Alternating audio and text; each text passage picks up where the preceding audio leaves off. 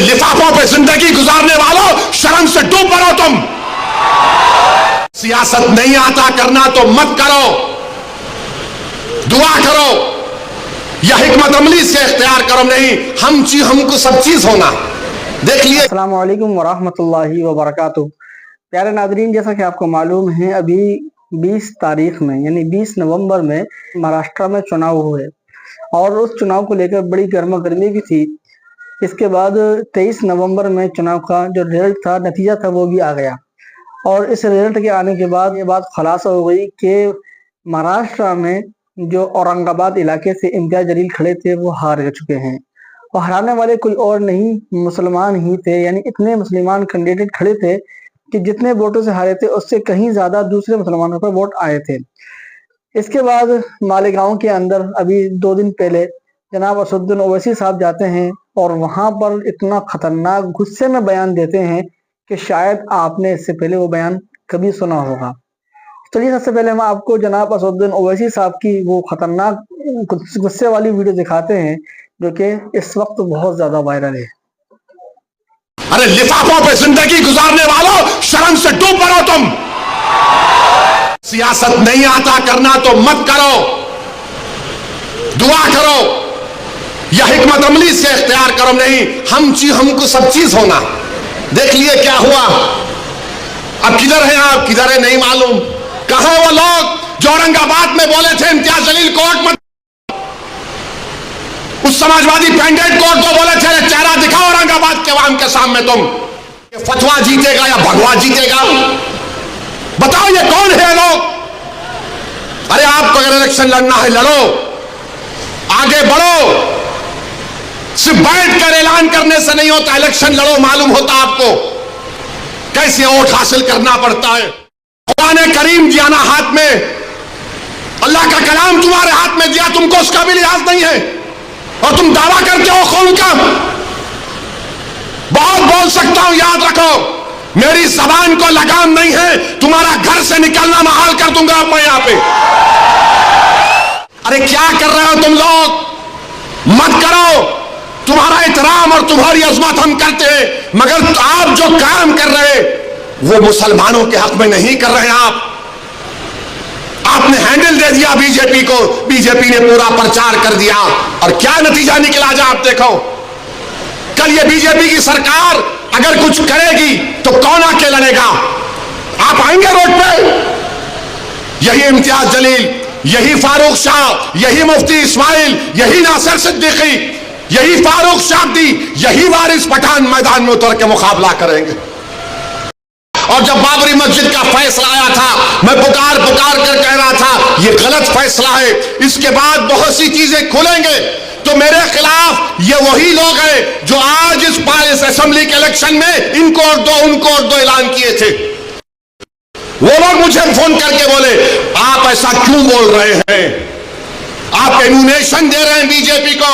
मैंने कहा हजरत दामन बरकाता हूं, जजमेंट आप पढ़ो, ये जजमेंट तमाम चीजों को खोल देगा।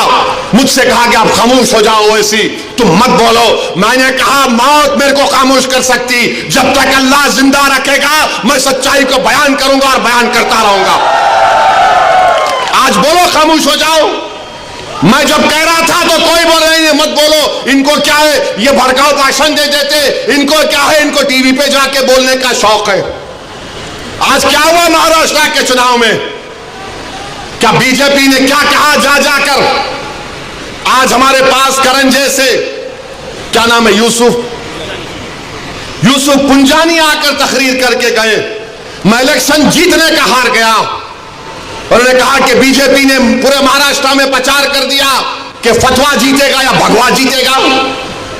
बताओ ये कौन है लोग। अरे आपको अगर इलेक्शन लड़ना है लड़ो, आगे बढ़ो।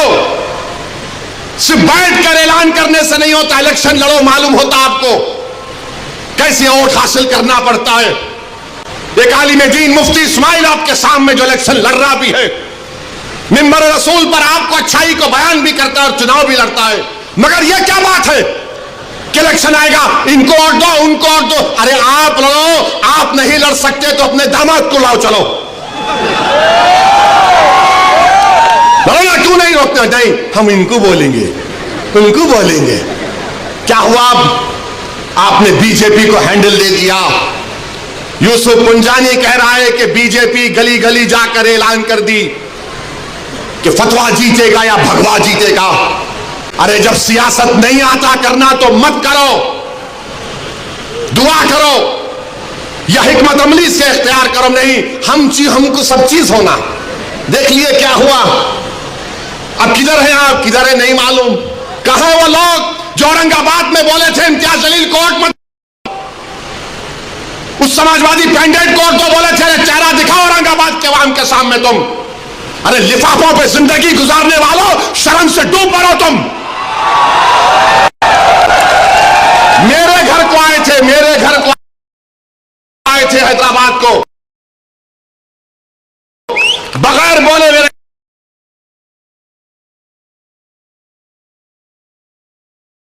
घर को आए। मैं वक्फ के बिल की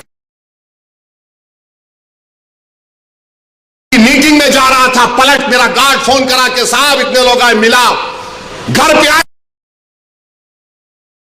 तो मैं कहा कि मेरा घर इतना बड़ा नहीं है, आप लोग 20 लोग ले लीजिए, को बिठा। वो बात करे, बात करा, लेटर लिख के दिए को टिकट दो, मैं गौर करूंगा। फिर जाने से पहले कि अंग्रेजी कुरान का तर्जुमा जो टर्की छपा हुआ है उसकी 4 कॉपियां इन जिम्मेदारों को दिया कि आप मेरे घर को आए, ये अल्लाह के वली की कुरान का तर्जुमा है। एक एक हाथ में दिया तो औरंगाबाद जाके बोले हम घर को गए थे, हमारे को चाय तक नहीं। अरे आप पहले से बोल देते तो नान खलिया खिला देता मैं। मेरे को नहीं मालूम था कि तुम मेरे घर को खाना खाने आ रहे। कुरान करीम दिया ना हाथ में, अल्लाह का कलाम तुम्हारे हाथ में दिया, तुमको उसका भी लिहाज नहीं है और तुम दावा करते हो कौन का। बहुत बोल सकता हूं, याद रखो मेरी जबान को लगाम नहीं है, तुम्हारा घर से निकलना महाल कर दूंगा आप यहां पे। मेरे भाई इमाम शाफई मुफ्ती साहब बैठे हुए, इमाम शाफई रहमतुल्लाह अलैह का जमाना है। एक दौलतमंद ने कहा कि अगर अल्लाह मेरे को बेटी देगा तो जब उसकी शादी करूंगा दीन और दुनिया की दौलत उसको दूंगा। जब बेटी की शादी का मौका आया उलमाए कराम के पास गया, उलमाए कराम ने कहा कि नहीं तू नहीं दे सकता, दीन और दुनिया की दौलत तो कैसे देगा, तेरी कसम गलत हो गई। इमाम शाफई के पास गए, इमाम शाफई बोले बहुत आसान है। इमाम शाफई रहमतुल्लाह अलैह ने कहा तेरी बेटी की शादी कब है? उसने कहा फुला दिन है। बोले मैं आ रहा हूं, चला जा। इमाम शाफई पहुंचे, इमाम शाफई रहमतुल्लाह अलैह ने कहा कि आसान है। वो बोला कि हज़रत शादी तो हो गई, क्या है बताओ। बोले कुरान अपनी बेटी को दे दे, दीन और दुनिया की दौलत उसको दे चुका है।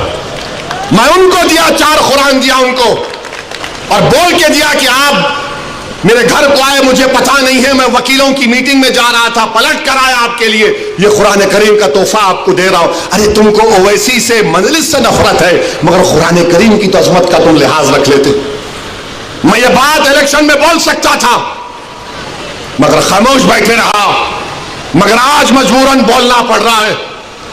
याद रखो तुम लोग जो काम कर रहे हो ना, तुम महाराष्ट्र के मुसलमानों को ना सिर्फ कमजोर कर रहे हो बल्कि तुम उनकी आवाज का गला घोट रहे हो।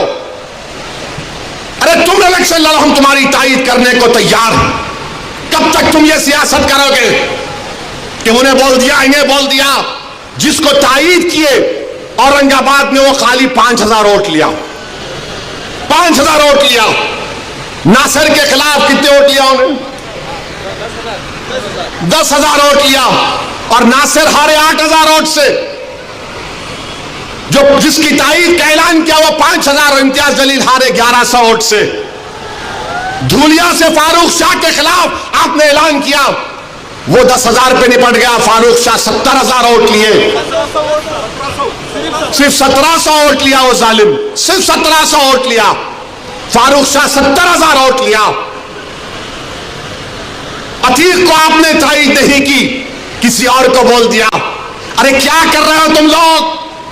मत करो, तुम्हारा एहतराम और तुम्हारी अजमत हम करते हैं, मगर आप जो काम कर रहे वो मुसलमानों के हक में नहीं कर रहे हैं। आप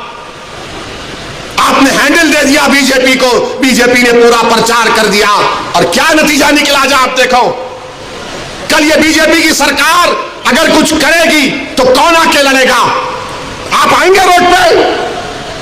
यही इम्तियाज जलील, यही फारूक शाह, यही मुफ्ती इस्माइल, यही नासिर सिद्दीकी, यही फारूक शाब्दी, यही वारिस पठान मैदान में उतर के मुकाबला करेंगे। मेरे भाई पहचानो इन लोगों को। मैं नहीं बोलना चाह रहा था मगर आज मैं जरूरी है सच्चाई को बयान करने के लिए कह रहा हूं।